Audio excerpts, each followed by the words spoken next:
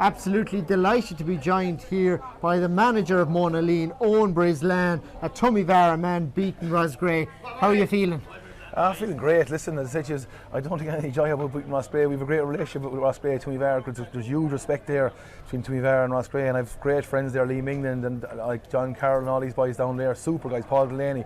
Great people. I spoke to him inside there and I said, listen, it's great. Like the big thing for Roscrea, they're back up senior. Big thing for us, are back up senior, and looking forward to next year. Roscrea will have a serious rattle at senior. They have, as I said to him inside, they have 5 or 6 really good forwards and 2 good forwards come on. That game today, the score flattered us. That was a 50-50 game today. Could have went either way.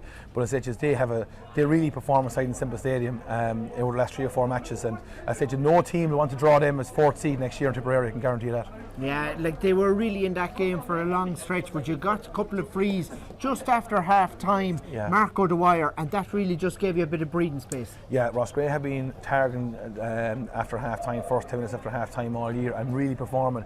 And so that's an area that we really targeted, and Mark celebrated winning a turnover free there directly after half time like a goal, because it's an area that was time of the game where we targeted, that we knew that if we could break even at half time and break even after 10 minutes, we had the fitness in the legs to see out the game down the straight, you know. But listen, as I said, we got it right today. It could easily been Liam Carroll here, standing here after being victorious, but we're just delighted that the ball bounced our way today, you know.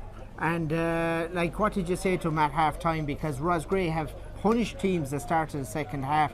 Like, what did you say? Was that a key time? Yeah, well, it wasn't even half time. We spoke about this 2 weeks ago, and like it was all week drilling in that, listen, that this is the time that we really need to lift the tempo and nullify their attack. And really, and any score, any turnover was like a score. And I said, after 10 minutes, if we could be level, we'd be happy, right? So we're just delighted that lads really stuck to it. And the one thing about this team here is anything we're asking them, they're so receptive. They really take it in. They're really intelligent guys. They're really intelligent on the field. It's just a joy to coach them, you know. Andrew Latouche, Cosgrave played a key part. Lovely little kick back for the goal to Ed Dial. Yeah, but listen, come here. Andrew had a very tough year. Last 3 or 4 years, he's had an Achilles problem there. He was let go off the Limerick panel because of it, because he was getting so many injections. There was a bone growth under his Achilles. There was a slight tear in it. Paddy O'Brien, our physio, recommended, listen, go under the knife in April. He went under the knife, and we said we'd have him back by early September, mid-September. We nursed him, and Paul Tracy worked with him, and Paddy O'Brien worked with him, and Kelly and Kevin, and like we'd got him back, and but in fairness to him, he gave every single day, trained twice a day, every day to get back here.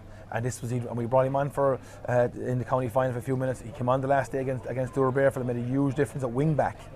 He played no game this year wing forward, none. He trained once a wing forward for 15 minutes this year, right? It's incredible. He's a huge talent. You can see that he came through that Limerick senior setup, the composure, the vision. Do you know what I mean? He just class act, you know. Yeah, and like you had him all around the field.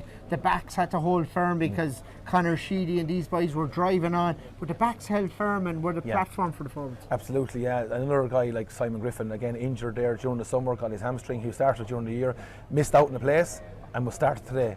Again, he had no game time played the whole year, came on a few minutes last day, and we actually started 4 cornerbacks today to do man marking job on there, because we had so much respect for their forwards. We knew that we needed to go man for man on them and really squeeze them up, and it just worked. Another day it mightn't work, so it's a gamble on our side of things, because we lost our structure a bit in the first 10 minutes and we're a bit all over the place, but once we got the grips of it, we were comfortable enough, you know, finishing up, you know. Yeah, are you heading to Monaleen tonight? Will you go back to Tumivara? I'd say if we end up Monaleen somehow or another, I'd be looking to get back to Tumivara, say by Tuesday, I'd say.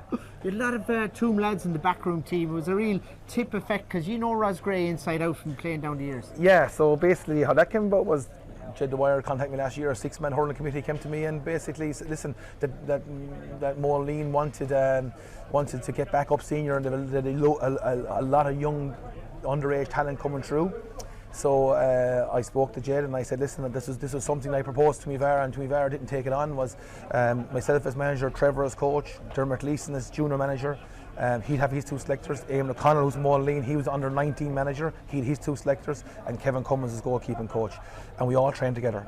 And basically, it worked a treat. We'd 40-something trained the other night, but we have like-minded people, like-minded coaches, all going in one direction, and that's a huge difference. And a club who's backing us, that believe that this is what we put out at the start of the year, and said this is what we recommend, and they said, okay, let's go with this.